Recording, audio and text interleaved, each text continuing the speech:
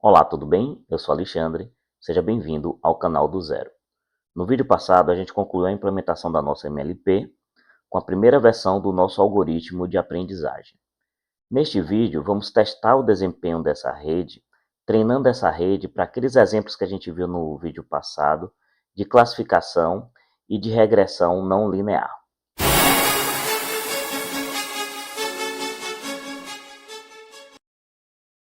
Bom, vamos começar treinando nosso modelo para tentar aprender essa relação aqui. Lembrando que isso aqui é um problema de classificação, e no problema de classificação, a gente pode pensar na sua solução de duas formas, a depender do ponto de vista. Se a gente olhar no último neurônio, a função de ativação, a função de soma ponderada, tá? Quando essa soma ponderada, quando essa função ela é igual a zero, eu tenho uma fronteira de separação das minhas classes. Então, olhando para essa função, sob o ponto de vista dessa função, o objetivo de uma classificação é encontrar uma fronteira que melhor separe as duas classes. Tá?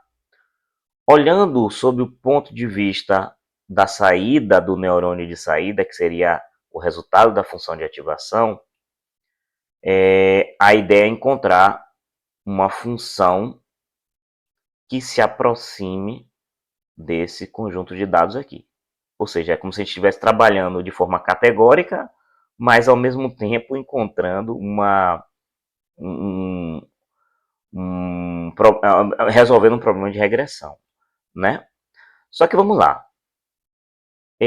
Não tem como a gente encontrar uma fronteira linear que separe essas duas classes aqui, tá? Então, com um único neurônio, a gente não teria como resolver isso.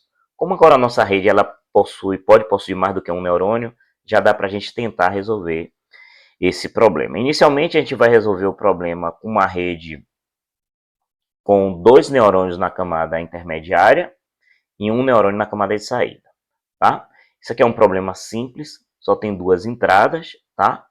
E, portanto, talvez essa quantidade de neurônios já seja o suficiente para a gente conseguir encontrar uma solução para esse modelo aqui. Bom, vamos lembrar o que é esse exemplo, tá? Essas amostras aqui, né, como já foi esclarecido aqui para vocês nos vídeos passados, elas são exemplos que a gente utiliza para treinar o nosso modelo. Isso aqui também é chamado de conjunto de dados de treino, tá? Então, o que acontece? Eu tenho que pegar um conjunto de amostras para treinar o meu modelo que seja suficientemente representativa da realidade do padrão desse modelo. Tá? Se a gente conseguir fazer isso, a gente consegue treinar bem o nosso modelo. Uma vez nosso modelo treinado, tá?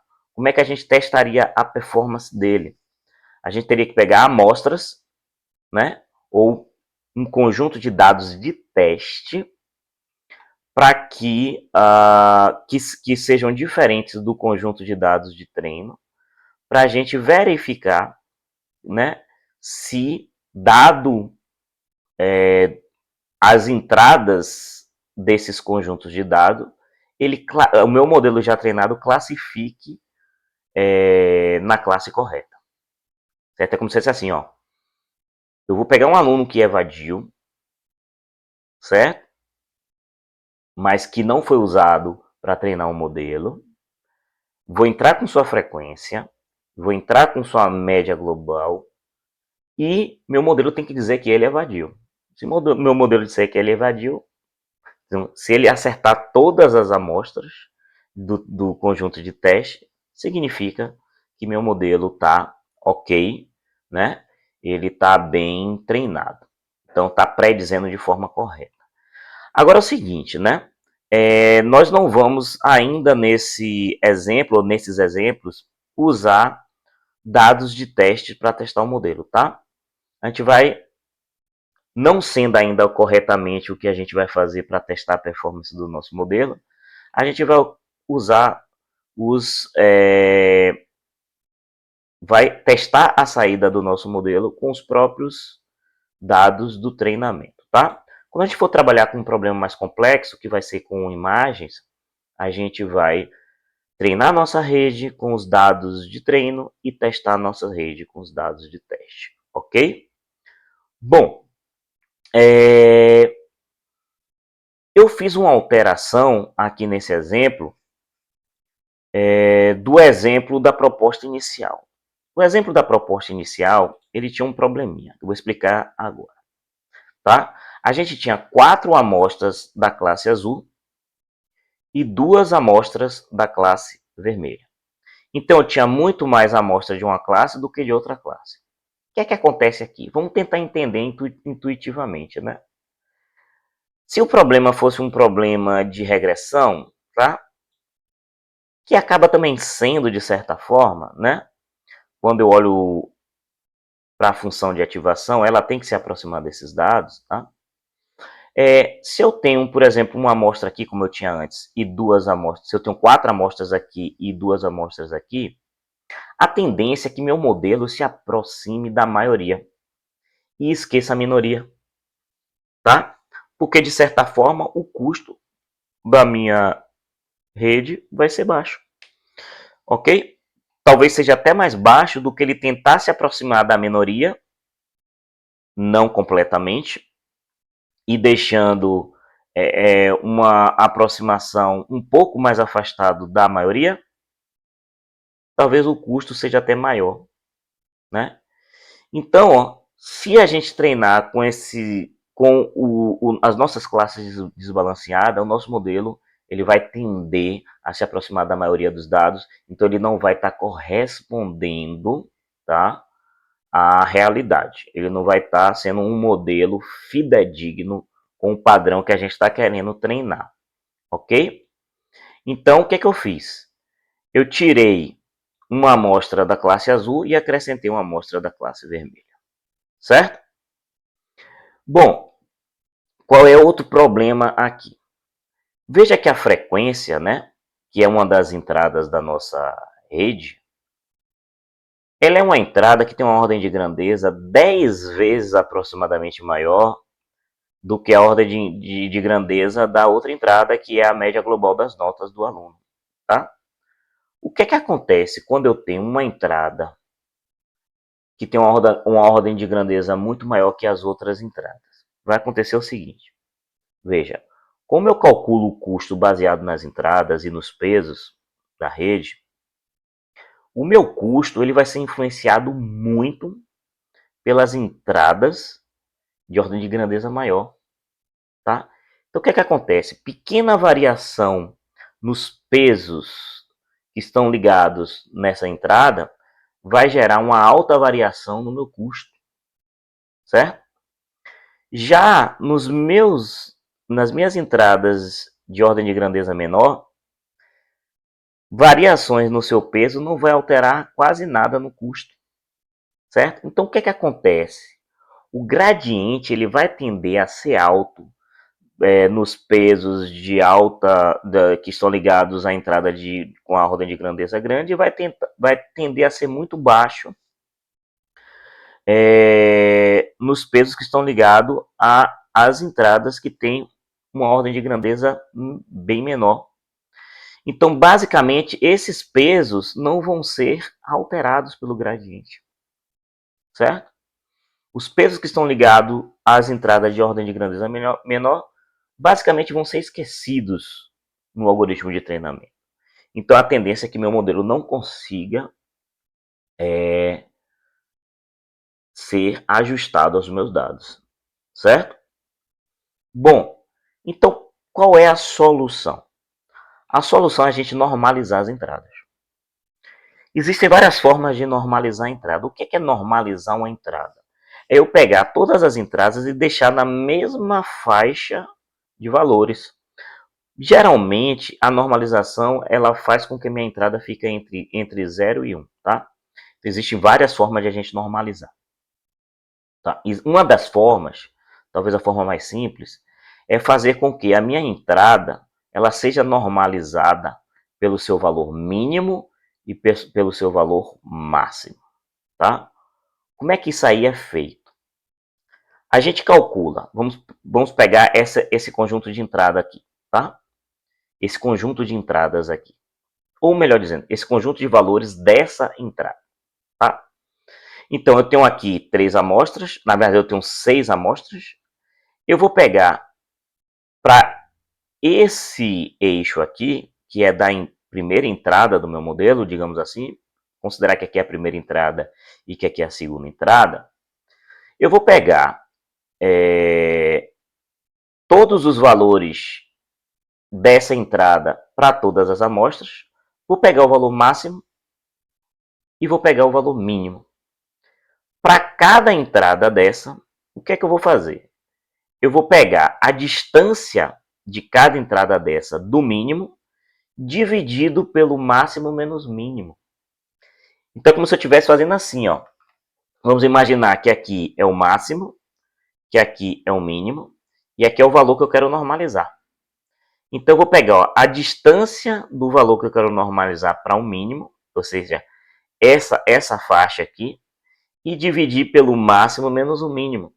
Então, eu vou ter um percentual de quanto a minha entrada está dentro da faixa do máximo e o mínimo, certo? Então, eu vou fazer com que todos os meus dados de entrada estejam entre 0 e 1, tá? Então, eu vou fazer isso para essa entrada e para essa entrada. Se minha rede tivesse mais entradas, eu ia fazer para todas as entradas. Então, vai acabar acontecendo de que todos os meus dados vão estar agora na mesma ordem de grandeza e a gente soluciona o problema, tá? Eu posso normalizar também pela média, tá? Eu poderia pegar os meus dados, subtrair da média das minhas amostras e dividir pelo desvio padrão. Esse tipo de normalização é chamado de z-score. Mas como ele é um pouquinho mais complexo de implementar, vamos implementar pelo máximo e o mínimo. E tem diversos outros tipos de normalização também, tá? Mas a gente não vai entrar em detalhe aqui, não. Bom, então, a primeira coisa que a gente vai fazer, né, antes de a gente começar a treinar aqui esse modelo, é criar a função de normalização, tá? O que a gente vai precisar nessa função aqui? Vamos pensar aqui. Primeiro, para eu calcular o máximo e o mínimo, eu vou precisar de todas as amostras de entrada. Beleza? Depois, eu vou precisar saber qual amostra ou qual entrada, né, de uma específica amostra eu quero calcular o seu valor normalizado. Então, eu vou precisar de uma entrada para calcular o valor normalizado, vou precisar de todas as amostras para calcular o máximo e o mínimo, tá? Eu vou precisar saber a quantidade de amostras e vou precisar dizer, ó, qual do meu, lembre, esses caras são representados por uma matriz. Por que esses caras são representados por uma matriz? Né? Porque cada linha da matriz é uma amostra e cada coluna é um valor de entrada dessa amostra. Tá? Então, na minha primeira linha eu tenho essa amostra, por exemplo, e eu tenho 2 colunas para essa amostra. Minha segunda linha é essa amostra, eu tenho 2 colunas para essa amostra. Então, cada amostra é uma linha, né? E para cada linha eu tenho 2 colunas, nesse caso aqui, que são as 2 entradas. Então, as colunas representam as entradas e as linhas da matriz correspondem à amostra, tá? Então, eu preciso saber qual o índice da coluna aonde eu vou normalizar os dados, tá? Porque se eu quero normalizar os dados dessa entrada, eu vou ter que dizer que na minha matriz eu vou precisar de todas as amostras, eu vou precisar pegar os valores que estão no índice 0, primeira entrada, tá? E se eu quiser calcular a normalização dessas entradas, eu vou dizer que para cada linha da minha matriz, né, para cada amostra, eu vou querer agora normalizar as entradas que estão no índice 1 das colunas dessa matriz, tá? Então, eu também vou precisar desse índice, certo? Então, resumindo, vou precisar do valor que eu quero normalizar, vou precisar de todas as amostras, vou precisar do índice da variável de entrada que eu quero normalizar e eu vou precisar da quantidade de amostras, tá? Então vamos lá desenvolver essa função aqui, certo? Então vamos lá para o código. Deixa eu alterar aqui para o código. Ok. Bom, vamos criar essa função de normalização na nossa biblioteca matemática da rede, que é o netmath, né? netmath.c. E vamos implementá-la aqui. Vou colocá-la aqui, né? Então, a função de normalização, ela vai pegar um valor e normalizar dentro da faixa mínimo e máximo. Então, ela vai retornar o seu valor normalizado, que é um float. Vou chamar ela de normalize. Então, como a gente falou aqui, a gente vai precisar de um valor para ser normalizado. Vou chamar input. A gente vai precisar das amostras de entrada para calcular o mínimo e o máximo. Volta, a gente tem que fixar isso, tá? Aqui é uma matriz, porque cada linha é uma amostra e cada coluna é uma entrada da amostra. Precisamos do índice que representa a entrada que a gente quer normalizar. Então, eu vou chamar de index, input index, né? Imp index. E a gente precisa da quantidade de amostras. Sample size. Ok. Bom, primeiro é o seguinte. Eu vou ter que calcular o máximo e o mínimo. O valor máximo e o mínimo. Inicialmente, o valor máximo e o mínimo vai apontar para a entrada da primeira amostra, tá? Então, vai ser x0 e a entrada vai ser representada pelo imp index, que é o índice da coluna que representa a entrada que a gente quer normalizar. Se for 0, é a primeira entrada, se for 1, é a segunda entrada, e assim sucessivamente. Tá? Então, estou dizendo que o valor máximo, ele inicialmente, no início do algoritmo, ele aponta para o primeiro, para a entrada da primeira amostra. E o mínimo também, né? No mínimo também. Ok. Agora, ó, a gente vai fazer um loop a partir da segunda amostra e verificar se eu vou ter que alterar o máximo e o mínimo para, no final desse loop, eles estarem com os valores corretos, tá? Então, vamos fazer um loop aqui.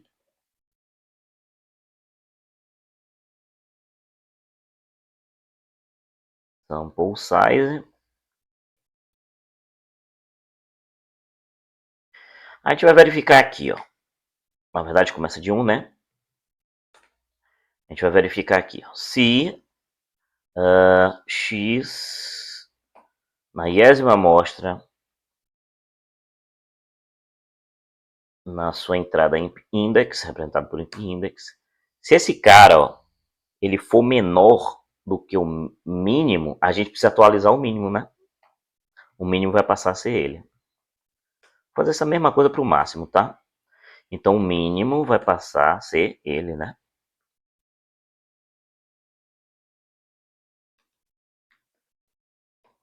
Ok.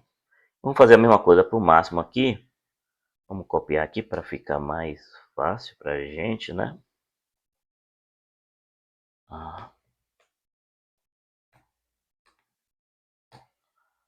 Só que aqui agora a gente vai fazer com o máximo. Agora, ó, só que o máximo, a gente inverte o sinal aqui, né? Se uma determinada amostra for maior do que o máximo está desatualizado, o máximo tem que passar a ser esse valor. De tal forma que quando eu sair desse loop, eu já tenho o valor mínimo e o máximo, tá?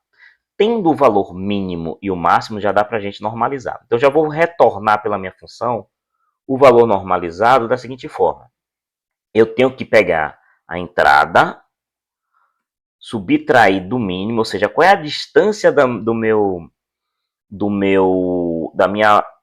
valor para o mínimo, certo? Em relação à faixa entre o máximo e o mínimo. É isso que a gente quer saber, né? Então, é subtrai do mínimo e divide pelo máximo menos o mínimo. Pronto. Aí eu normalizo a minha função, tá? Ou melhor dizendo, eu normalizo a minha entrada.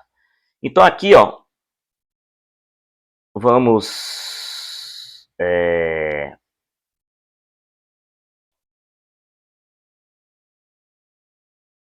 copiar aqui para a gente colocar no cabeçalho da nossa biblioteca, né? Essa função. O cabeçalho dessa função na nossa biblioteca. Vamos lá. Peraí que eu não salvei, cara. Vamos salvar esse cara. Opa.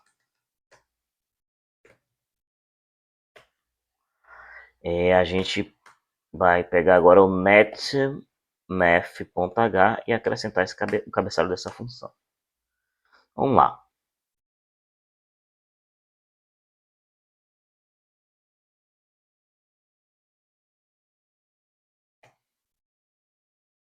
Pronto. Resolvi.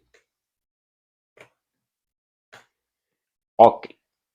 Depois no repositório esse código vai estar todo comentadozinho, certo? Bom, agora ó, o que a gente precisa fazer, tá? Eu vou... Vamos agora para o Perceptron para treinar o nosso modelo, tá? Então, vamos lá para o Perceptron.c. Ainda não mudei o nome desse cara aqui, né? Perceptron já não é mais um Perceptron, isso aqui já é uma MLP, né? Mas depois a gente muda. O que eu já preparei aqui antes de começar esse vídeo, tá? Eu já preparei minha rede aqui, ó. Lembra que a gente vai trabalhar com a rede com duas entradas, dois neurônios na camada intermediária e um neurônio de saída, tá? Então eu já estou inicializando a rede, tá? Com essas camadas, são 3 camadas, considerando a entrada. E como é um problema de classificação, o neurônio de saída vai ter que ser um sigmoide, tá? Coloquei os neurônios intermediários como a sigmoide, porque lembra, a gente precisa de uma função não linear para poder a gente encontrar uma função complexa que misture essas duas funções e dê para resolver um problema não linear. Já foi mais do que batido no vídeo passado, né? Eu já coloquei as minhas entradas de acordo com o que está lá no GeoGebra. A gente vai voltar lá para ver, certo? E já coloquei as saídas de acordo com aquele gráfico que está lá, tá? Aquelas amostras. Só para a gente ver aqui, ó. Eu vou colocar lá no gráfico, mas eu vou estar vendo aqui para vocês verem que está ok, tá? Deixa eu alterar para o gráfico aqui. Veja aqui no gráfico, ó. Vamos lá. A minha entrada da amostra 0 é 6.5 e 65. Aliás, não está dando para ver no gráfico aqui não, né? Deixa eu colocar aqui. A minha entrada da amostra 0 é 6.565, né? Vocês estão olhando o gráfico, né? Então vamos lá. 6.565. Depois a gente volta lá para o código. Da amostra 1, 5.56. Da amostra 2, 5.68. Da 3, da quarta, 2,40, das quinta, 9,61 e da sexta, 13,86. Se a gente for olhar lá para o nosso código, tá exatamente como tá aqui, tá? Vamos lá voltar para o código para a gente ver isso aqui. Então veja aqui no código, ó. Aqui é a primeira entrada da amostra 0 e a segunda entrada da amostra 0, que é 6.565. Da segunda amostra, 5,56, está batendo certinho. Da terceira, 5,68 e assim sucessivamente, né? 2 e 40, 9, 61, 13, 86. Está exatamente como está aqui no nosso gráfico, né? E as saídas, as três primeiras é 1, pertence à classe 1, dos evadidos, né? E as três últimas pertencem à classe 0 dos não evadidos. Ok? Bom, o que a gente agora vai fazer, né? Vamos treinar esse modelo, tá? Só que antes a gente tem que normalizar as entradas, lembre disso. A gente vai usar aquela funçãozinha que a gente criou agora, né? Então, para normalizar as entradas, eu vou ter que ter uma matriz com esses valores normalizados. A gente tem a matriz X, que são com os valores não normalizados. E a gente agora vai ter que criar uma matriz com os valores normalizados. Eu vou chamar do seguinte, ó, de xn, né? X normalizado. Xn, tá? Vou usar uma loc metrics, né, para alocar a matriz. São 6 amostras de 2 entradas, 6,2. Ok. Agora a gente vai fazer um for aqui, ó.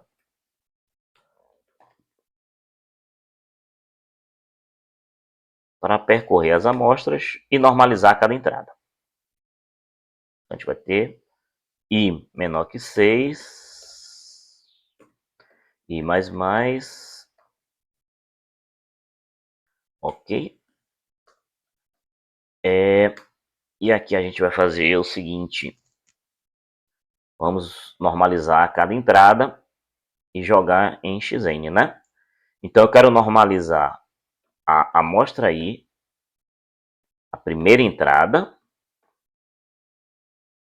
ok? Então as entradas da amostra i, isso aqui está num loop, né? Então ele vai pegar, normalizar todas as entradas 0, ou todas as primeiras entradas da amostra, de todas as amostras. Aqui a gente vai usar o normalizer. Vamos passar o valor que a gente quer. O valor que a gente quer está em x. A gente precisa passar aqui todas as amostras, que é em x. A gente precisa passar o índice, que é 0. Né? O índice 0 é o índice da coluna que representa essa entrada, essa primeira entrada. E aqui o número de amostras. Beleza. Normalizei a primeira entrada. Agora vamos normalizar a segunda. Se vocês não estiverem entendendo aí, dá uma pausa no vídeo, tá? E sai fazendo um testezinho de mesa normalize para vocês entenderem isso aqui a fundo, tá? Não é tão difícil de entender, não. Acredito que a maioria tá... Isso aí tá passando normal, né? Essa partezinha aí não tá tão complexa, não. Agora vamos normalizar as amostras da segunda entrada. Ou melhor dizendo, vamos normalizar os dados da segunda entrada de todas as amostras, né? Então, vamos normalize x iésima amostra da segunda entrada. x 0,6. Pronto. Quando eu sair daqui, o xn o xn é a versão do x normalizado. Ok, então, ó, o que acontece aqui? Quando eu for fazer o feed forward da rede, né, a gente vai fazer com os valores normalizados, tá? Eu vou mostrar a minha saída, ou melhor dizendo, eu vou mostrar as minhas entradas normais, tá? Porque a gente quer apresentar as entradas reais e não normalizadas, tá? Quando eu for treinar, eu vou treinar com o meu x normalizado também, tá? Então, xn, ok? E aqui a mesma coisa, né? xn. Ok. A princípio está tudo correto, certo? Bom, antes de treinar, tinha um errinho que eu corrigi também antes de começar esse vídeo, que era o seguinte, um erro bobo aqui. Tá? Então, se vocês que estão escrevendo o código junto comigo aqui, né, fiquem atentos a essa correção aqui, que é o seguinte, ó. Deixa eu salvar aqui. Onde foi que a gente alterou para sanar esse erro? Lá no Neural, eu não sei se é aqui mesmo, não, é no neuralnet.h, não. Eu não sei se eu não, eu acho que é no neuralnet.h, no neuralnet.h, neuralnet.h, no Compute Coach, se eu não me engano.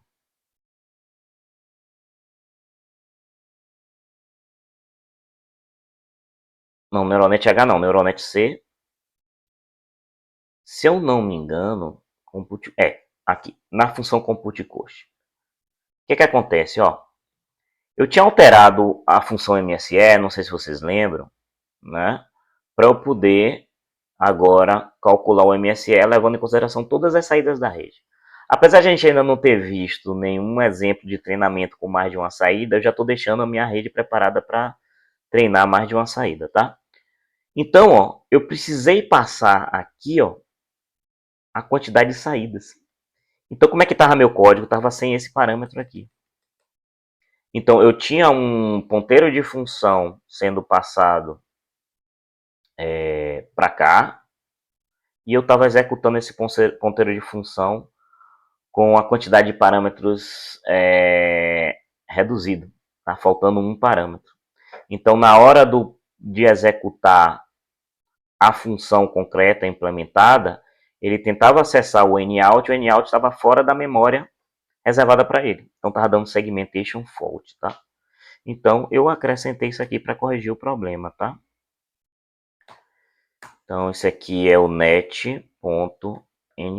Ok. Vamos treinar o modelo.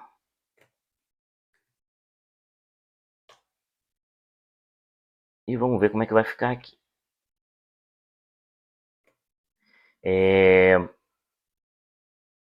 Eu fiz uma pequena correção também no seguinte. Acho que é aqui mesmo. Na computação do gradiente, tá? Não é na atualização dos parâmetros, perdão dizendo. Melhor dizendo, perdão. É o seguinte, ó. O meu gradiente estava muito baixo para esse tipo de problema, tá? Que é o seguinte, eu vou explicar por que eu alterei. Meu gradiente estava assim, ó. Certo? Meu gradiente não. Desculpa.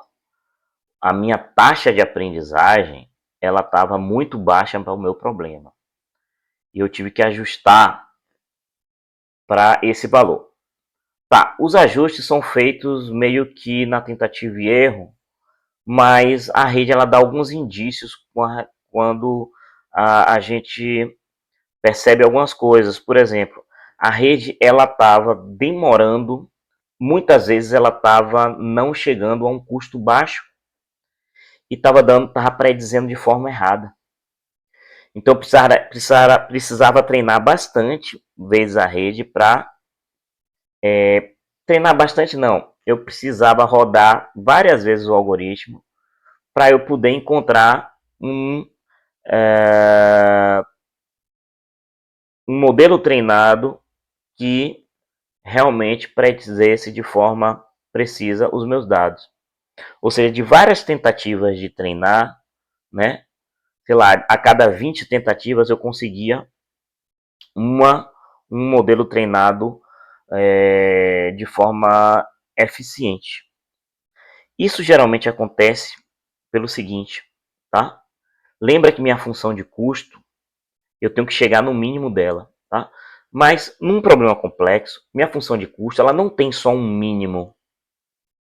Ela pode ter vários mínimos. Então ela tem vários mínimos locais e ela tem um mínimo global, tá? O objetivo da gente é chegar no mínimo global ou em algum mínimo que se aproxime do global, tá? Então como ela tem vários mínimos locais, a depender da configuração dos meus pesos, lembre que a configuração dos pesos inicialmente eles são aleatórios. Então a depender da configuração dos meus pesos, aquele pontinho que está na função de custo pode cair próximo de um mínimo local. E na hora que a gente for treinar, ele fique preso naquele mínimo local.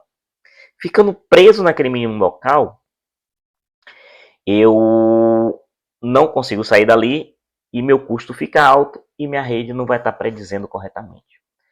Então, o que acontece? Se eu boto um learning rate pequeno, a probabilidade de ficar preso no mínimo local é grande se eu cair próximo de um mínimo local na inicialização da minha rede. Tá? Com learning rate alto, tá? Isso não soluciona 100% do problema, mas com learning rate alto, eu posso conseguir escapulir do meu mínimo local. Certo? Porque lembre, com learning rate alto, eu atualizo altamente os meus pesos, e se eu tiver num trecho pequeno, no mínimo local, que é um trecho curto, né, ele pode escapulir e sair desse mínimo local. Certo? Porém, isso não é garantia de que eu vá sempre conseguir sair do mínimo local. Tá? Mas isso ajuda. Então, por isso, eu aumentei o learning rate aqui, certo? Bom, então aqui a gente vai... Vamos salvar aqui. Lembrando que o learning rate muito alto também, eu posso também não conseguir nem chegar no mínimo global, porque ele pode também escapar do mínimo global, tá? Então, é por isso que a gente tem que fazer esse ajuste meio que na tentativa e erro. Bom, então agora, ó, a gente vai compilar...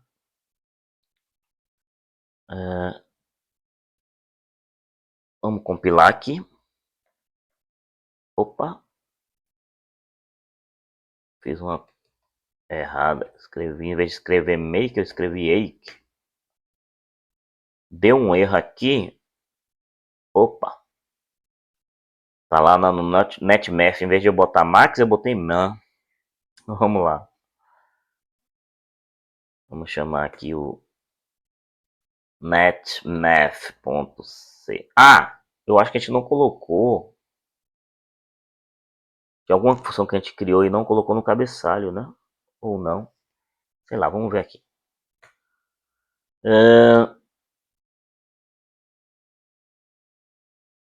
Tem um errinho aqui no normalize. Não é se for maior que man, é se for maior que max. Engraçado que eu errei aqui e errei aqui também. Ok.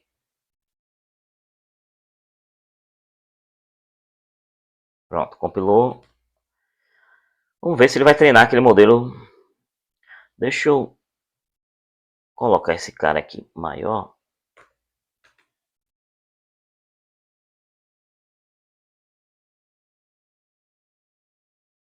Para a gente enxergar melhor aqui. Então vamos compilar.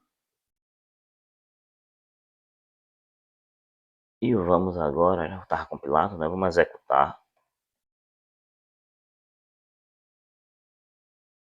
Ó, ele não treinou corretamente, tá? Então por quê? Porque esse problema ele tem muitos mínimos locais, tá? Então, mais uma hora ele vai treinar bem, tá? Mesmo ajustando o learning rate, eu tô na inicialização da rede, eu tô caindo perto de um mínimo local e ele tá ficando travado. Então vamos lá, né? Vamos treinar de novo. Ah, antes disso, gente, é interessante. Não, vamos lá, depois a gente faz isso. Porque aqui eu não estou mostrando meus pesos depois do treinamento para a gente ver lá no gráfico se ficou legal, né? Mas tudo bem, vamos treinar primeiro aqui. Vamos fazer uma segunda tentativa. Não foi. Lembre, aqui tem que estar próximo de 1 os 3 primeiros e os 3 últimos tem que estar próximo de 0, né? Agora, conseguimos, tá vendo? Porque a gente deu sorte de o nosso... Ou a gente deu sorte de cair no mínimo local e ele escapou, ou a gente deu sorte de, na inicialização da rede, cair no mínimo local, não, cair próximo de um mínimo local e escapou, ou a gente deu sorte de cair próximo de um mínimo global na inicialização da rede, tá? Então aqui ele treinou, certo? Bom, próximo de 1, os 3 primeiros, próximo de 0, os 3 últimos. Só que aqui, ó, eu não imprimi o peso, tá?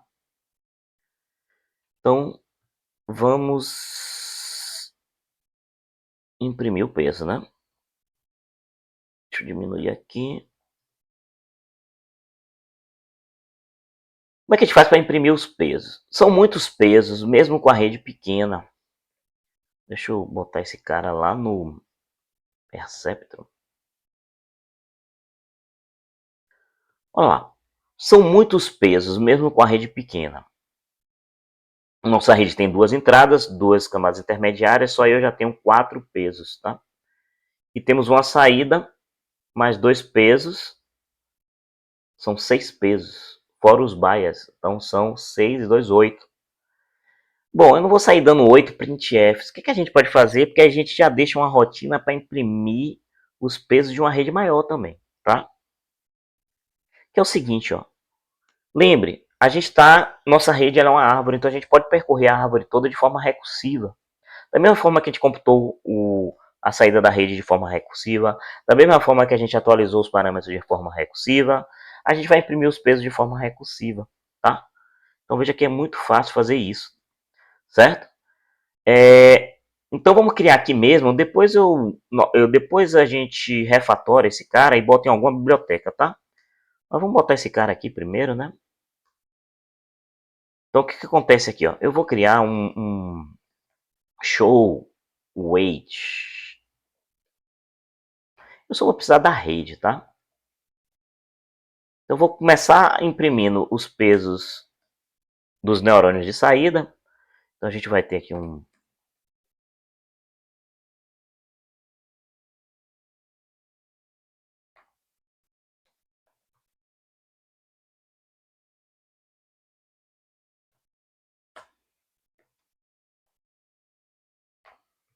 Então, para cada neurônio de saída, a gente vai imprimir os pesos.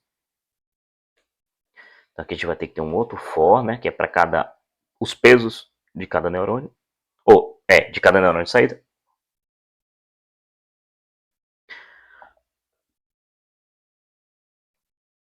Então, aqui, essa informação está no net.outneurons e .nconnections e K++.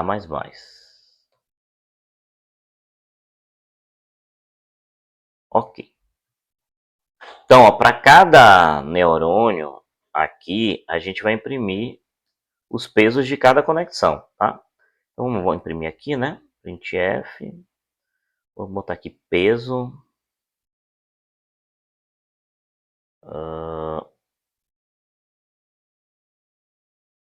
Eu vou imprimir primeiro os pesos próximo da saída ou da entrada? O que a gente vai fazer? Não, seria interessante a gente imprimir das entradas para a saída, né? Então, primeiro a gente vai visitar os neurônios em profundidade. E aí, quando chegar na entrada, a gente começa a imprimir os pesos até chegar na saída, tá? Então, o que a gente vai fazer aqui, ó? Deixa esse cara aqui, ó. Então, a gente vai fazer aqui o seguinte. Isso é assunto de estrutura de dados, tá? Lembre que eu vou ter um vídeo, eu mostrei para vocês no canal aqui, né? Num short que eu fiz para um canal, para esse canal, que a gente vai ter assunto de estrutura de dados, vídeos com assuntos de estrutura de dados, tá? Então isso aqui vai ajudar a entender esse código, quem não estiver entendendo essa questão de por que, que a rede é uma árvore e por que, que a recursividade, né, ela ajuda a fazer a gente poder fazer os cálculos de toda a rede, né? Ou imprimir todos os parâmetros, ou fazer os cálculos da saída de todos os neurônios, ou computar o gradiente de todos os pesos, enfim, né? Então, lá, quando eu tiver pronto a aula de estrutura de dados, vocês podem assistir para entender melhor esses códigos, tá? Então, ó, que a gente vai fazer aqui, né? Primeiro eu vou verificar se tem neurônios conectados aos neurônios de saída. Então é aqui dentro mesmo, tá? A gente vai aqui, ó, if... vamos fazer o seguinte, né? Vamos fazer aqui, ó, neuron, vou chamar de out, né? Outneuron, igual a net.outneurons e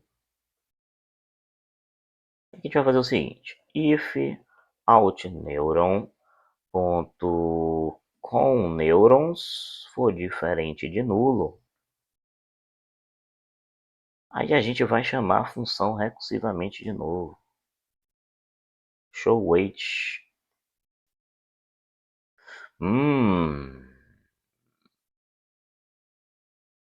Então, ó, eu preciso dizer no meu show weight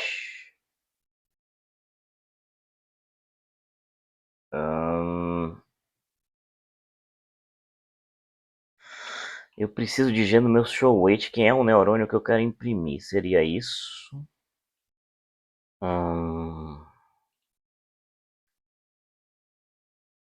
Vamos fazer o seguinte, tá? Eu vou passar um vetor de neurônios. E aí, por exemplo, né? Se eu quero imprimir, quando eu for chamar esse show weights, né? Fora daqui, né? Porque eu chamo show weights aqui dentro, porque existe uma recursividade. Quando eu chamar ele fora daqui, esse vetor de saída são os neurônios de saída da rede, tá? Aí, recursivamente, ele vai chamando os outros neurônios para imprimir os pesos. É isso. Então, aqui, ó, vai ser um vetor de neurônios. Neurons. Certo? E aí eu vou ter que dizer quantos neurônios tem nesse vetor. Vamos botar aqui, ó. Neurons. E quantos neurônios tem nesse vetor? Chamar de N neurons. Ok?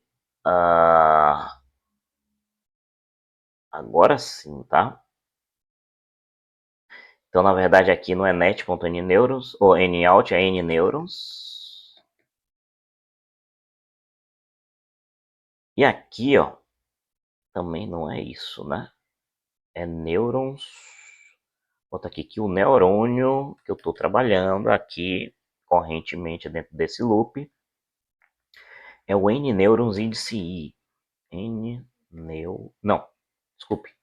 Neurons índice I. Beleza. Aí o que a gente vai fazer aqui, ó?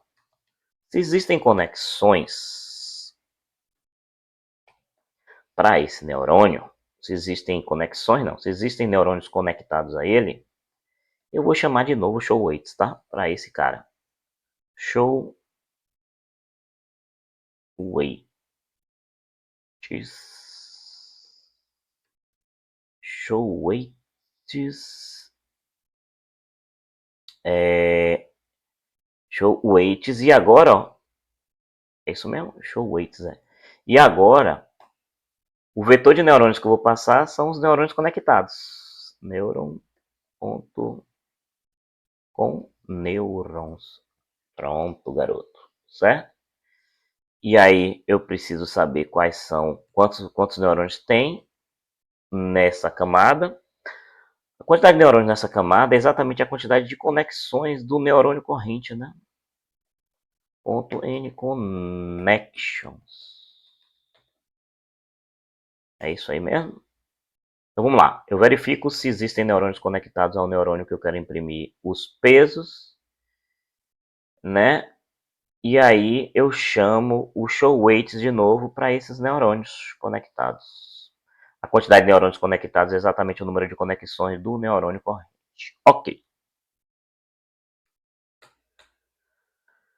Beleza, isso aí eu faço para cada neurônio do vetor, tá? Caso contrário,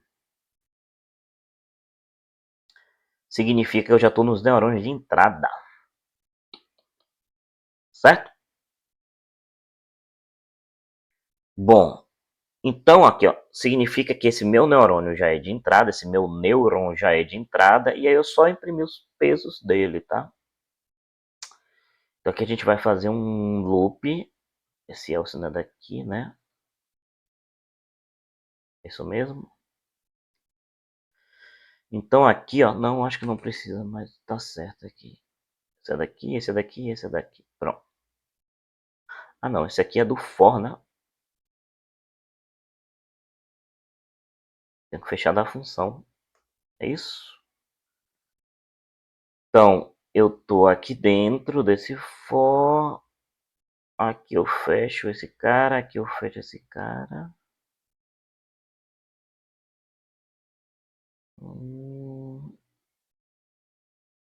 E aqui eu fecho o for. Essa aqui tem que estar para cá. Né?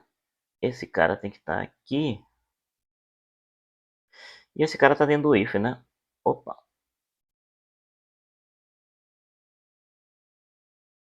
Esse cara tá dentro do if, tem que estar aqui. Pronto. Então vamos lá. Caso contrário, né, meu neurônio é um neurônio de entrada, então eu vou imprimir os pesos de todas as conexões. Então vamos fazer um neuron.anyConnections.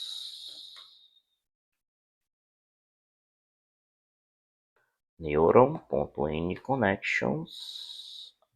E aqui, ó, vamos imprimir o peso desse cara. Percentual F barra N vai ser neuron.com neuron. Não, desculpe. Neuron.weights. Tá. Então veja. Primeiro eu vou entrando em profundidade nas minhas camadas até chegar à camada de entrada. Chegando na camada de entrada, eu imprimo os seus pesos, tá? E saindo de cada chamada dessa de cá, veja, eu saí dessa chamada. Aí eu vou sair dessa chamada de cá, né? Saindo dessa chamada, eu também vou imprimir os pesos, né? Eu também vou imprimir os pesos. Então aqui eu vou ter também um cara desse aqui, ó.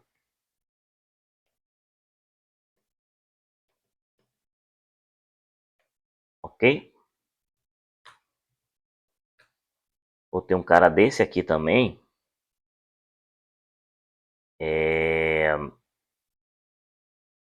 E agora aqui vai ser um pouquinho diferente. Beleza. Aí o que é que eu vou fazer?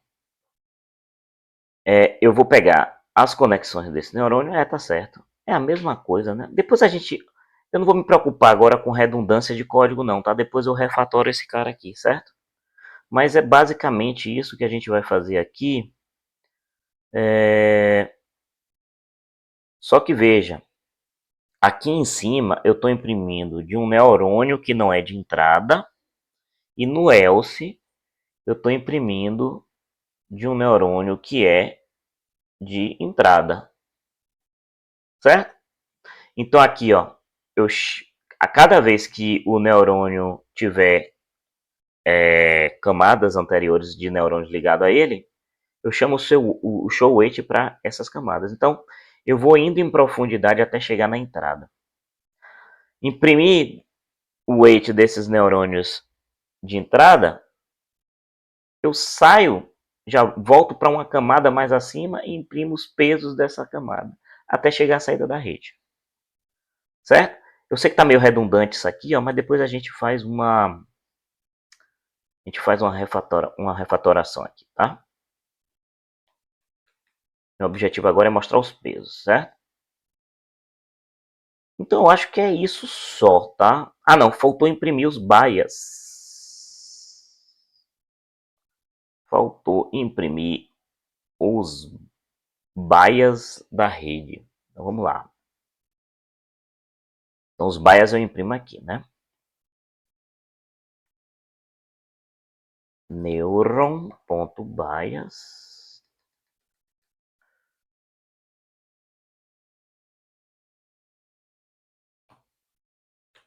Vou imprimir aqui também.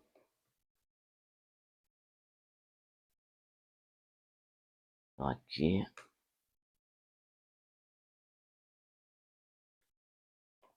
Bias. Neuron.bias. Esquecemos de fechar o parêntese aqui no for. E aqui também. Né? Neuron.bias. Ok.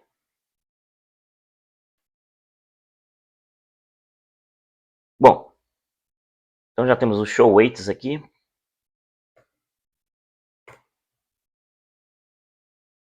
E toda vez que a gente terminar de treinar, a gente vai botar os weights, vamos imprimir os weights aqui, tá? Então, depois do treinamento, né? Depois da mensagem do treinamento. Vou botar aqui printf. Pesos e baias treinados. Ok. E vamos chamar o show weights. Show weights. Vamos passar os neurônios da última camada da rede. E o número de neurônios. Ok. Acho que aqui já vai funcionar, tá? Então vamos treinar e mostrar os pesos treinados.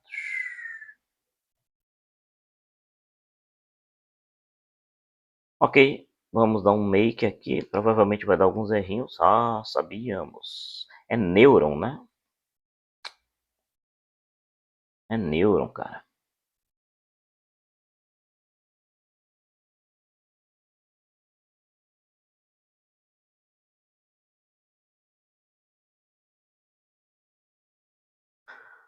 Ah, olha lá. O velho problema de esquecer de fechar o parêntese do printf, né? Estou engolindo os parênteses do printf. Ok.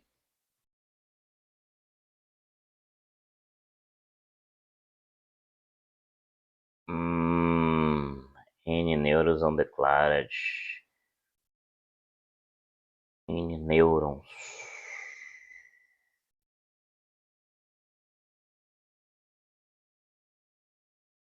Opa. Tem erro aqui. Parecendo um programador de JavaScript botando 3 iguais, uma exclamação 2 iguais. Vamos lá. Beleza. Vamos lá, né? Então agora a gente vai chamar o Perceptron para treinar. Treinou legal, tá? De primeira ele já deu um belo treinamento. E agora vamos lá pro gráfico. Deixa eu aumentar esse cara aqui. Size de, sei lá, de 20. Então vamos lá, né? Pro gráfico e copiar esses pesos lá, tá? Tá, aqui são os pesos do início da rede. Do primeiro neurônio, né? A gente tem do primeiro neurônio, do peso bias, peso bias, peso bias, tá? Então veja que a gente tem duas entradas. Então tem um peso e um bias para essa entrada. Depois um peso e um bias para a segunda. E depois do último neurônio, peso e bias, certo? Então vamos fazer isso, né? Vamos copiar esses caras lá e ver o resultado. Eu vou fazer o seguinte, eu vou estar com essa tela aberta aqui e vou mostrar a tela do gráfico. E eu vou copiando esses valores lá para vocês verem o gráfico alterando, certo? Então vamos lá mudar para a tela do gráfico. Matemática. Vou fazer o seguinte aqui, tá? Primeiro vamos olhar para a nossa função de ativação. Deixa eu bagunçar ela, porque acho que ela aqui já estava treinada. Vamos bagunçar ela um pouquinho aqui. Deixa eu ver aqui mais onde é que eu vou mexer.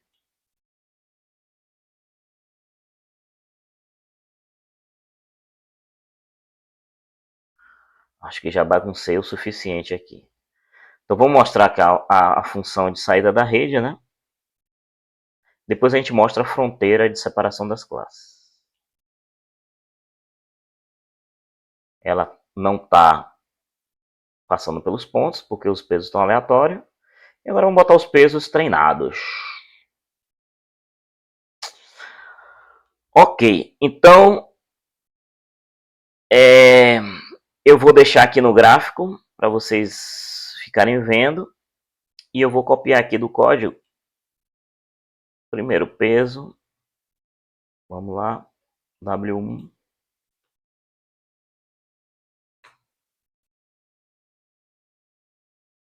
Vamos para o segundo.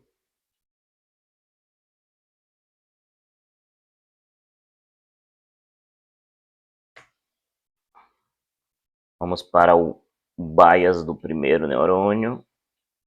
Opa, da camada intermediária.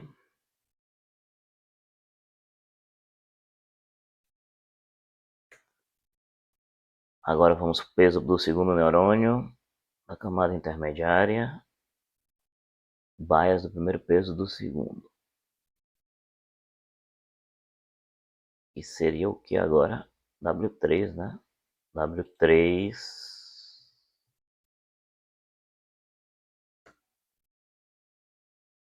Veja que a função já está se ajustando ali, tá? Peso do segundo neurônio, da camada intermediária, segundo peso, e o bias. Menos e o bias agora.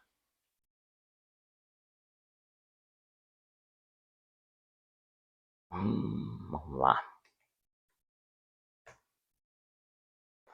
Agora, ó, vamos para o último neurônio aqui.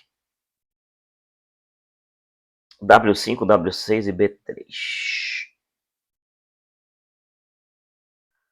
Então, no último neurônio, o primeiro peso é menos 9,59. Vamos lá, botar aqui.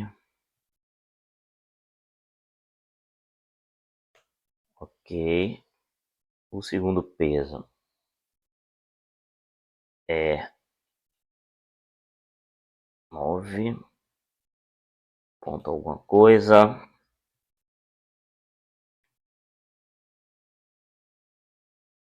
E agora vamos ajustar. Veja que tá quase. Tá quase. Tá meio esquisito esse cara aqui, né?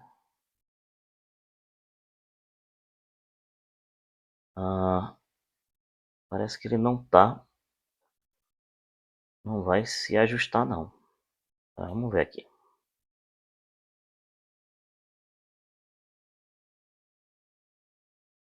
Opa! O que foi que aconteceu? Eu acho que eu fiz alguma coisa errada aqui. Bias. Acho que tem alguma coisa errada aqui. O modelo treinou, mas eu acho que os pesos eles estão fora de ordem, né? Na impressão. A impressão que eu tenho é essa. Vou fazer o seguinte, vou fazer uma análise aqui. Vou pausar aqui o vídeo, fazer uma análise para ver o que foi que aconteceu. E retorno instantaneamente aqui para vocês, certo?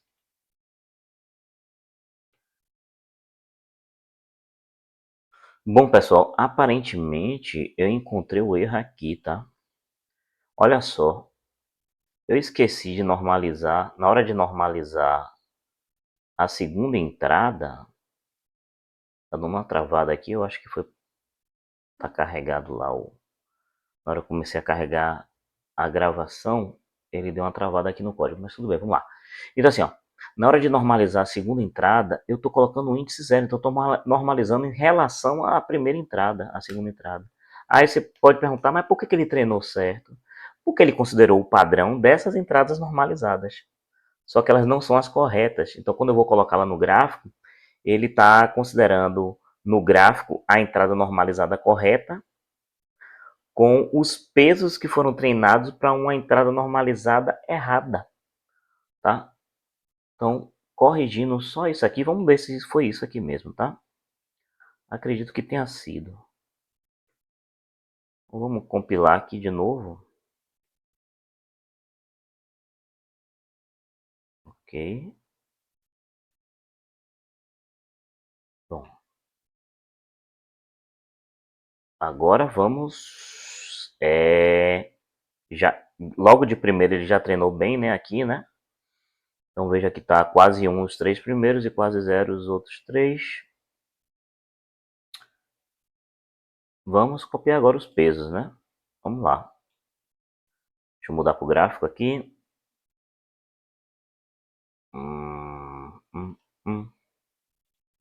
Ok. Vamos lá.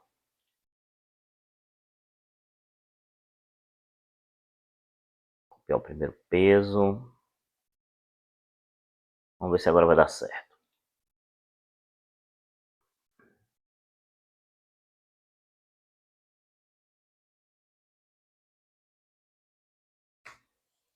Vocês estão olhando os pesos, né? Tá, vocês estão olhando os gráficos, certo? O gráfico. Então, primeiro peso, segundo peso do primeiro neurônio, da camada intermediária, W2. Agora vamos atualizar B1, B1,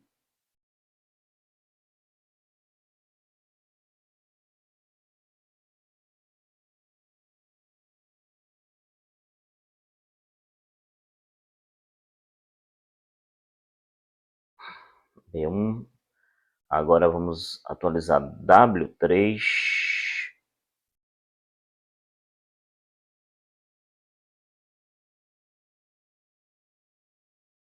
W3.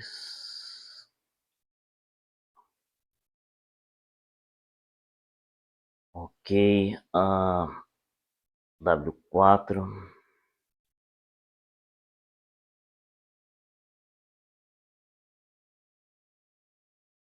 Opa.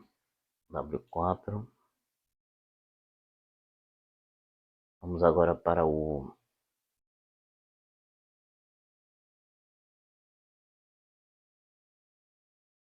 bias 2, né? Segundo neurônio, a camada intermediária. E vamos para o último neurônio.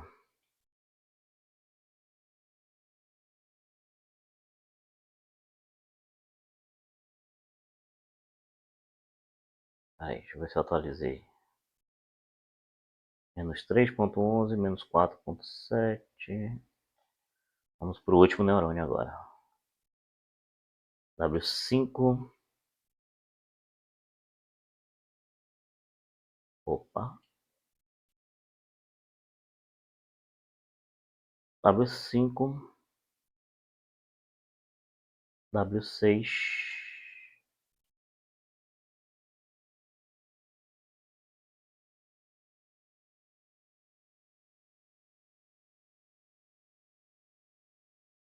W6.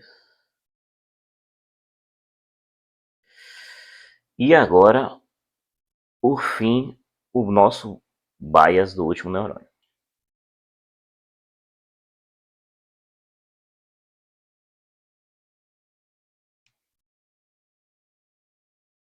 Então, veja os ajustes aqui, né? Olha aqui, ó. Minha função, ela está passando bem próximo dos meus pontos, tá? Olha lá. Certo? Então, olhando do ponto de vista da função de ativação, certo? A minha função de ativação ela é mais complexa, tá? Ela não é linear, mas ela não é mais uma única sigmoide, ela é uma mistura de sigmoides, tá? E veja que com essas misturas de sigmoides eu consegui aproximar meus dados, tá? Então esses 3 dados aqui, ó, estão próximos de zero. E esses aqui, rebatendo na minha função, estão dando na saída na minha função próximo de 1. Ok? Próximo de 1 e aqui próximo de 0 na saída da função, tá? Se a gente olhar agora do ponto de vista da fronteira, vocês vão ver que a fronteira agora ela não é mais linear. Então, vamos pegar a fronteira, que é a saída da função de somatório Vou tirar esse cara. Da função de somatório do último neurônio, né? Somatório ponderado. Então está sendo representado por essa F3 aqui. Cadê? Bom, aqui, ó, tá havendo uma interrupção aqui, porque dá um bugzinho aqui dá um bug no nosso, no GeoGebra, né, por causa da escala aqui. Se eu for diminuir a escala, a gente vai dar para ver o resto da função, mas a gente vai tentar fazer isso depois. Mas ela aqui, ó, já dá para perceber o seguinte aqui, ó. Ela aqui segue, tá? Ó, continuamente. E aqui também, tá? Então veja que nossa fronteira agora, ó, que é esse cara aqui, ó, nossa fronteira de separação das classes, ó, é não linear agora, né? Então, o que está do lado de cá e do lado de cá dessa curva aqui, ó, são as classes azuis. E o que está do lado de dentro dessa curva aqui, acompanha o mouse, ó, dessa curva aqui, ó, são as classes vermelhas. Então ela agora, essa curva agora separa minhas classes, certo? Eu vou tentar reduzir aqui a escala para ver se a gente consegue ver a função toda, tá? Às vezes reduzindo consegue. Isso é um bugzinho aqui do... Olha lá. Um bugzinho aqui que acontece do... Ou reduzindo a escala ou ampliando a escala, né? Vamos tentar aqui mais. Não, vamos ampliar um pouquinho mais. Dá para ver aqui. Vou pausar e tentar regular aqui para a gente ver, tá? Pronto, aqui, ó, nessa escala dá para ver a função de ativação toda. Então veja, ó, que aqui, olha como é complexo agora a nossa... Não é mais uma reta, né? Nossa fronteira de separação das classes, olha como é que ela é mais complexa, tá? E olha que eu só coloquei 3 neurônios, né? 2 na camada intermediária e 1 de saída. Então ela conseguiu agora separar as nossas duas classes com essa fronteira aqui, ó. Perfeito? Vamos tentar dar um giro aqui para a gente ver melhor. Olha lá. Uma fronteira aqui, ó, da minha função. A fronteira das classes, né? Que é representado pela função de soma ponderada do último neurônio, quando essa função é zero. Então, zero aqui, ó, cortando o eixo das variáveis de entrada. Então, olha aqui a fronteira visto em perspectiva. Tá? Do lado de cá e do lado de lá são as classes azuis, e do lado aqui desse lado de dentro são as classes vermelhas. Tá? Então, de cima dá para a gente ver melhor essa separação. Né? Olha lá. Ok? Então, a gente conseguiu fazer com que o nosso modelo agora ele fizesse um bom treinamento. Significa que se eu colocar qualquer entrada aqui, ó, de frequência e de média de nota, né, ele vai cair em uma dessas classes, ou nessa classe aqui, ou nessa classe aqui, certo? Então, se o nosso modelo tiver treinado, se essas amostras representar bem a realidade, digamos assim, o nosso modelo vai acertar qualquer entrada de dados, ele vai acertar a sua saída, a sua categoria. Beleza? Então agora vamos treinar um modelo de regressão não linear com nossa rede, ok? A mesma rede. Vamos lá. Bom, então agora vamos treinar agora o nosso modelo de regressão não linear conforme esse gráfico aqui, tá? Lembrando que esse cara aqui é o consumo de combustível dado o peso da carga, né? E a quilometragem. Não é isso? Dado o peso da carga e a quilometragem, ele tem um consumo aqui, ó, de combustível. Certo? Bom, veja que o nosso modelo ele não está treinado. Esse cara aqui ele já não é mais um plano, tá? Ele é uma superfície. curva. E a gente, a ideia aqui é que depois de treinado esse modelo, essa superfície curva ela se aproxime o mais próximo possível dos nossos dados da amostra, tá? Então vamos pegar as entradas aqui, ó. Vamos pegar essas entradas, vamos colocar lá no nosso modelo para treinar, tá? Então vamos lá, a gente é 30, 80, 60, 50, 90, 70. Então vamos lá. 30, 60 e 90 a primeira entrada. Deixa eu reduzir esse cara aqui. Então vamos lá. 30, 60, 80 a primeira entrada. 30, 60, 80, 40, 70, 100. Deixa eu colocar lá no código, né? Que a gente já está mexendo no código. 40, 70 e 100. As outras três entradas, as outras amostras da primeira entrada. Só confirmando, 40, 70, 100. 40, 70, 100. A segunda entrada agora vamos voltar aqui, 80, 50, 70, 80, 50, 70, 30, 40, 90. 30, 40 e 90. Vamos ver as saídas agora, tá? Vamos lá. As saídas são 9.5, 5.2, 9.5, 5.2, 7.8, 6, 5.5 e 10.2. Então, estamos preparados para treinar o modelo? Ainda não. Lembre que, como é um problema de regressão, agora a função aqui, ó, na última camada, tem que ser identidade, né? Conjunto, o resto está tudo certo. Aqui já estamos normalizando as entradas corretamente. Esse cara aqui, ó, eu fiz uns ajustes, que é o seguinte, eu treinei com 50 mil, deixa eu relembrar aqui, tá? Deixa eu pegar aqui as anotações que eu fiz.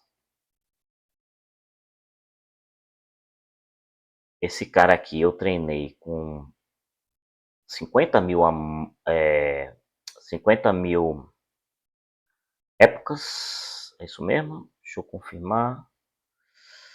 Regressão não linear. Foi 50 mil e deixa eu colocar logo aqui 50 mil amostras. E esse cara aqui, ó, eu botei, tá certo aqui? 50, não, tinha 500 mil, 50 mil. E eu agora, deixa eu salvar esse cara aqui.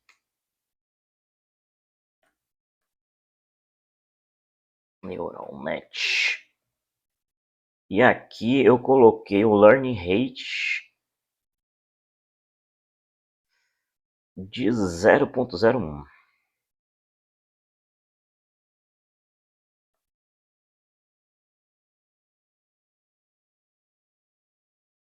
Pronto. Vamos ver aqui como é que vai se comportar. Então vamos compilar e vamos treinar. Vamos ver se ele se aproxima, né? Olha só aqui, ó, olha que legal, tá? Vamos ver aqui como é que tá. Como é que são as nossas saídas mesmo, né? Deixa eu abrir esse cara aqui. Opa.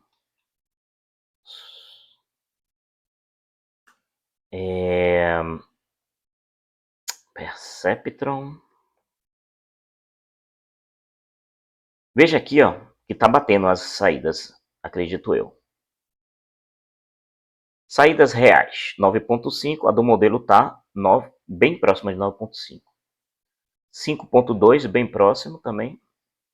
7.8, também bem próximo. 6 é aqui 5.99, praticamente 6. 5.5, 5.44, próximo também. 10.2, 10.20, então ele se aproximou bem o modelo, tá? Depois do treinamento. Então vamos pegar os pesos aqui, né?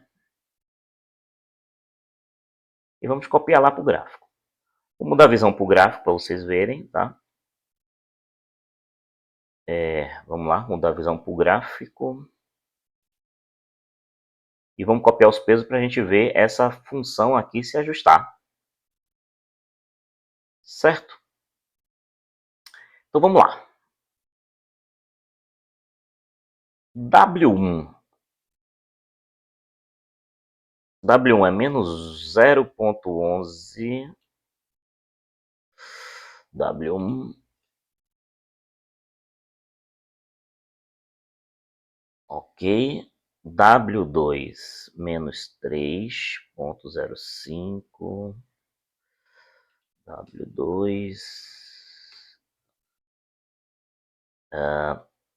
Primeiro bias, que é B1.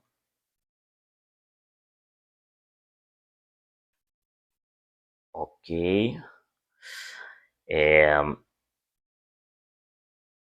W3.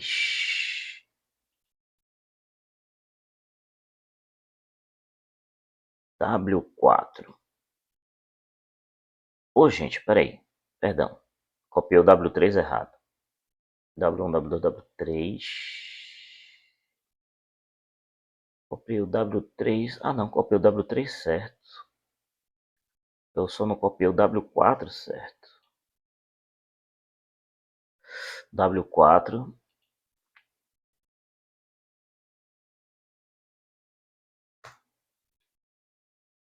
É isso mesmo? W4. B2. Depois a gente vai conferir aí se eu não errei alguma coisa, tá? B2. Agora vamos para o último neurônio, tá? W5.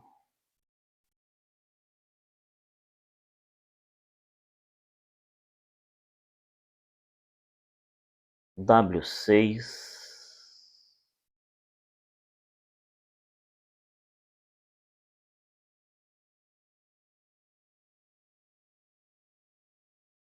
W6. E agora o B3.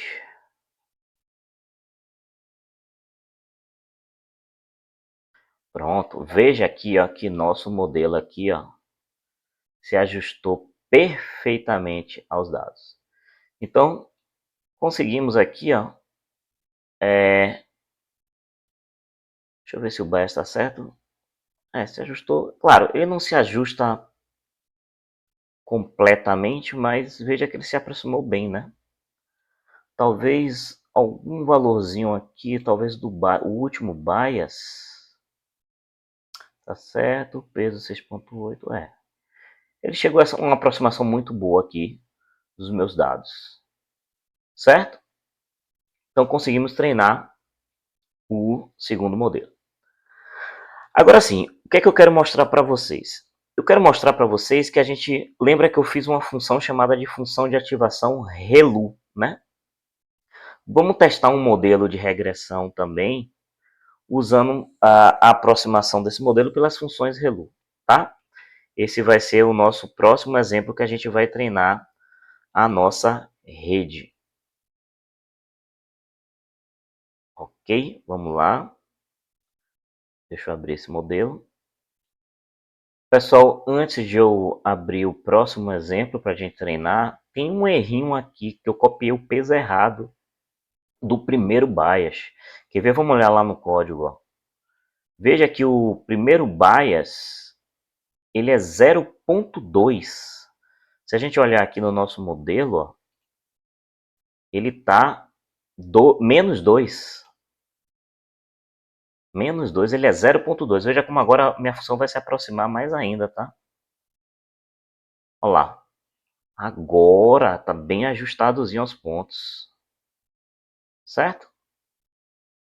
Veja que agora a função está perfeitamente agora ajustada aos pontos, tá? Foi uma falha minha aí na hora de copiar os pesos. Eu estava estranhando um pouquinho porque esses dados não estavam tão próximos, né? Foi esse peso que eu copiei errado aqui, certo? Então agora sim, agora vamos para o próximo. Nesse exemplo aqui, ó, eu coloquei agora um exemplo onde eu só vou ter uma entrada, tá? E essa entrada é exatamente aquele problema do combustível, né? Consumo de combustível. Só que agora só considerando a carga, tá? Não, desculpe, só considerando a quilometragem. Consumo de combustível por... Aliás, isso aqui não é quilometragem ou é velocidade média, não lembro agora. É um desses dois, tá? Não importa tanto assim. O importante é a gente aproximar o nosso modelo, tá? Então aqui eu acho que é a velocidade média e o consumo de combustível, alguma coisa desse tipo, tá? Bom, então o que acontece? É um modelo também não linear, só que agora ó, a gente vai tentar aproximar não por sigmoides, a gente vai tentar aproximar pela função ReLU, tá? Agora assim, ó, a função ReLU ela tem um grande problema, tá? Que para esse tipo de solução ela não é muito boa, certo? As ReLUs elas são muito boas para redes maiores com mais neurônios, problemas mais complexos, tá? Por quê? Porque com poucas ReLUs, o que é que acontece? A função de custo, ela vai ter vários platôs. O que são platôs? Ela vai ter várias áreas planas. Lembra o seguinte, que a derivada numa área plana ela é zero. Então, ó, se na inicialização da minha rede eu cair em um desses platôs, e são muitos que existem na função de custo, minha rede não vai treinar. Ela vai ficar parada lá, os meus pesos não vão atualizar. Então a gente vai cair nesse mesmo problema de ter que fazer várias tentativas de treino, dando sorte de que os meus pesos caiam numa área que não seja de platô, certo? E que seja próximo também de um mínimo global da função de custo, ok? Então, o que é que eu fiz para minimizar isso? Existe uma ReLU, né, que ela é uma versão mais suave da ReLU. Na verdade, não é nem mais suave. Ao invés de ela ter uma área plana, que é onde é a parte da minha função, que a minha função é negativa, certo? Ou seja, como é que é o algoritmo da ReLU, que é chamado de leak ReLU, que é o seguinte, ao invés de eu cortar completamente a minha área negativa, eu dizer que minha área negativa ela é zero, eu digo que ela é a minha saída da função multiplicado por um número bem pequeno. Então, ao invés de ela ser completamente plana, ela tem uma inclinaçãozinha pequena, certo? Então, a gente alterou a função ReLU para ela ser uma leak ReLU. Então, isso aí evita alguns platôs na minha função de custo, certo? Outra coisa é o seguinte, a gente treinou nosso bias como sendo positivo, porque o nosso bias sendo positivo, lembre, eu forço minha função de custo a cair em áreas negativas e também evitar os platôs, certo? Então, qual foi a alteração que a gente fez para treinar melhor esse cara? Mesmo assim, a gente ainda continua com bastante platôs e tendo dificuldade de treinar. Mas a gente vai fazer algumas tentativas aqui para tentar ver se a gente treina bem esse modelo, certo? Então, o que a gente fez aqui, né? Vamos mexer no código aqui para a gente Não sei se eu já previamente já alterei isso. Vamos ver aqui. Deixa eu salvar aqui, né?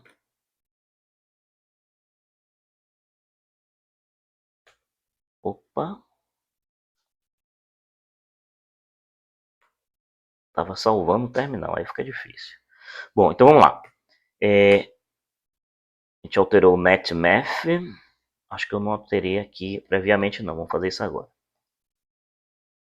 Então minha função relu, ó, ela agora, ó, ao invés de ela ser 0, se a minha função for negativa, ela vai ser um valor bem pequeno. Ou seja, ela vai ser um valor bem pequeno.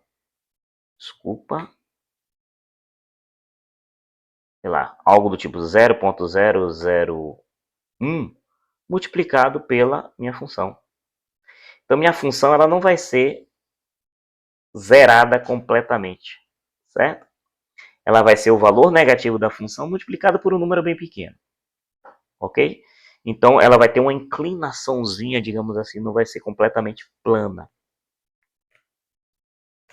ok? Então, isso vai ajudar a nossa função de custo lá no final não ter tantos platôs. Ok, que mais? No treinamento neural net.c, a gente fez duas coisinhas aqui. Fez o bias inicializar como sendo um valor pequeno positivo.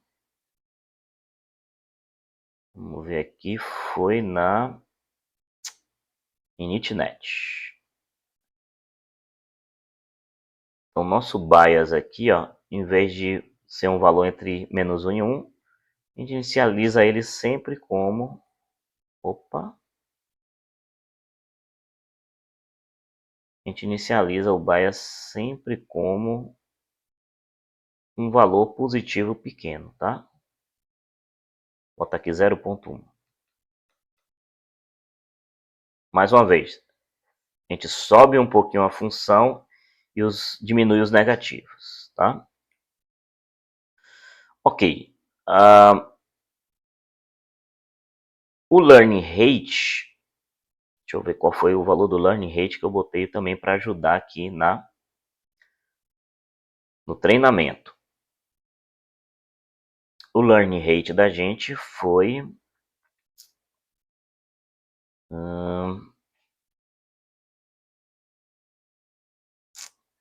regressão linear com réu foi 0.01. Acho que já está com esse valor aqui. Ok.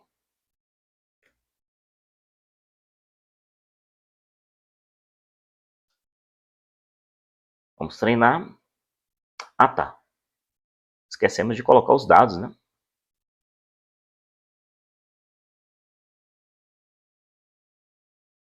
Perceptron. Bom, a primeira coisa que a gente tem que fazer é o seguinte. Vamos trocar a função de ativação. É um problema de regressão, então os neurônios de saída vai ter a função identidade. E também aqui, ó, nós vamos ter uma função relu. Ok. Que mais? Agora eu estou trabalhando com 3 neurônios. Eu estou trabalhando com uma entrada. São 3 neurônios relus, camada intermediária. Vamos ter uma composição de 3 segmentos, né? De reta, digamos assim. E agora a gente vai precisar das entradas e da saída, né? Eu não vou ter 2 entradas, então vamos comentar essa parte aqui. Eu vou ter uma entrada. Outra coisa. Para treinar legal, a gente precisaria também de mais neurônios, né? Porque com 3 segmentos não dá para a gente aproximar bem essa função. Vamos lá. Vamos ver aqui quais são as entradas.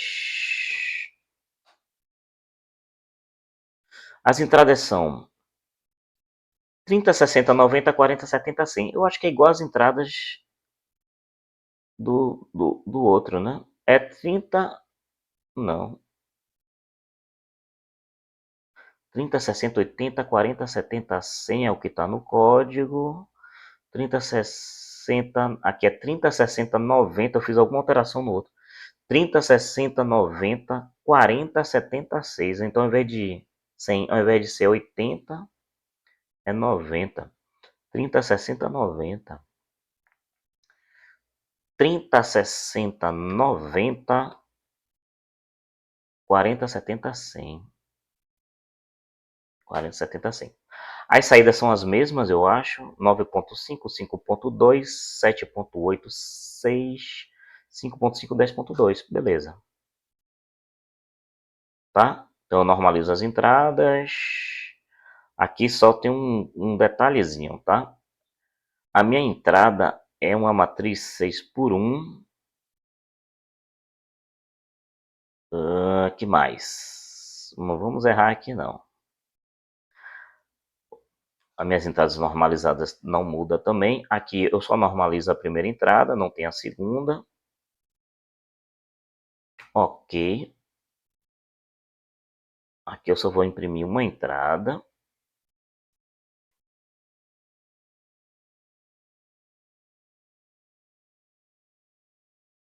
É isso mesmo? Aparentemente está ok. Então vamos tentar treinar esse cara aqui, né? Vamos ter um pouquinho de dificuldade por causa dos platôs na função de custo. Não é um bom problema para a gente trabalhar com ReLU, mas vamos tentar aqui.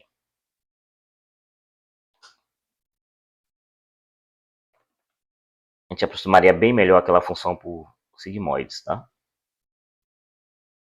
Só para mostrar que a gente também tem outras funções de custos e essa ReLU ela é muito utilizada na Deep Learning, tá?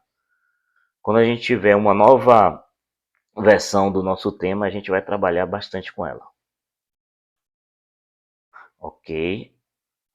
Vamos chamar o Perceptron. Não treinou bem, né?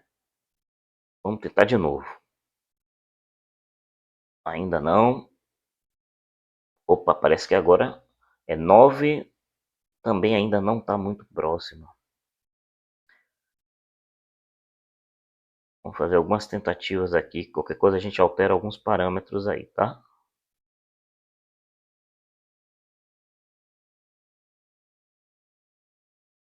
Nove, 4. Melhorou, mas ainda não está bem. Então, assim, a inicialização da nossa rede, ela está caindo aqui provavelmente perto de alguns platôs, tá? E ela não consegue treinar bem. Engraçado. Aqui, agora foi, tá? Ó, 9.5, aproximadamente 5.2, próximo de 7.8, muito próximo de 6, quase 5.5 e quase 10.2, tá? Então agora ela treinou perfeitamente bem, tá? E vamos ver como é que ficou lá, né? A aproximação, tá? Vou mudar aqui para o gráfico.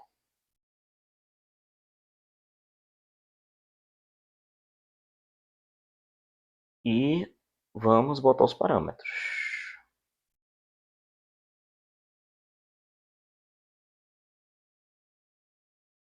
Então, lembre que agora eu tenho 3 neurônios, né, na camada de intermediária. E como eu só tenho uma entrada, é um peso e um bias, um peso e um bias, um peso e um bias, e o último neurônio são 3 pesos e um bias. Ok. Então vamos lá. W1. Vamos copiar o W1 aqui.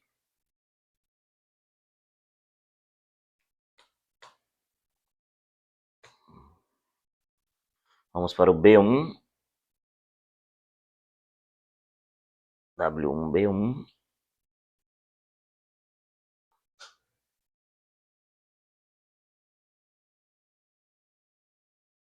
Vamos para o B1. Copiar o valor de B1 aqui. Ok. O que mais? W1, B1, W2. W2.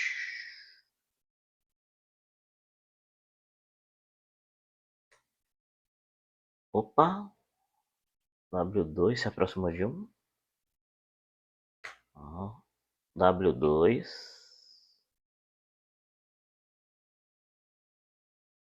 B2.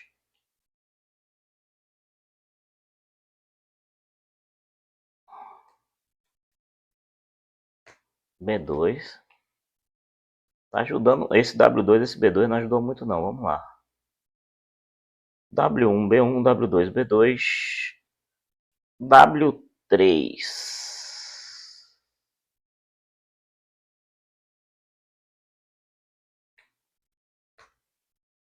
B3. W3, B3.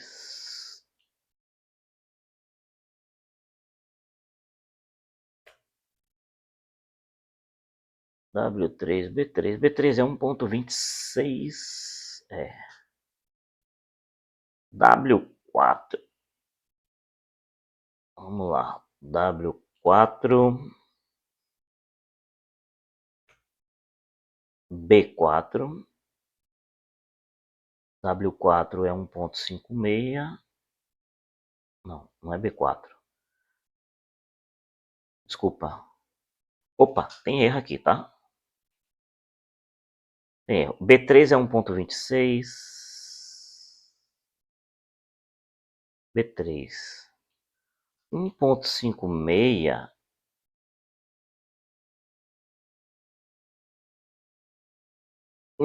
Ó, W3 é 1.26 e 1.56 é o B3. Eu não tinha feito isso aqui, tá errado. Aqui.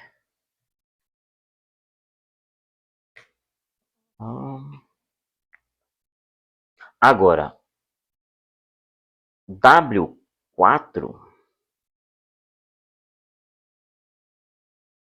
não é 1.56. W4, W5. Certamente essa linha inclinada aqui parece ser algum erro, né? Vamos ver. W5. Ah, não. Se ajustou agora. E W6.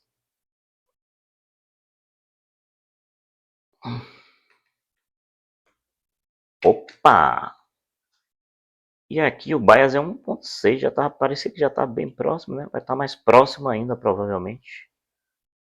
1.6. Olha lá. Como ficou bem ajustadozinho o nosso modelo depois de treinado. Só que agora com as funções ReLU, né? Ok, galera? Então, assim, aparentemente, para esses problemas bem simples, a nossa implementação da MLP, ela tá ok, certo?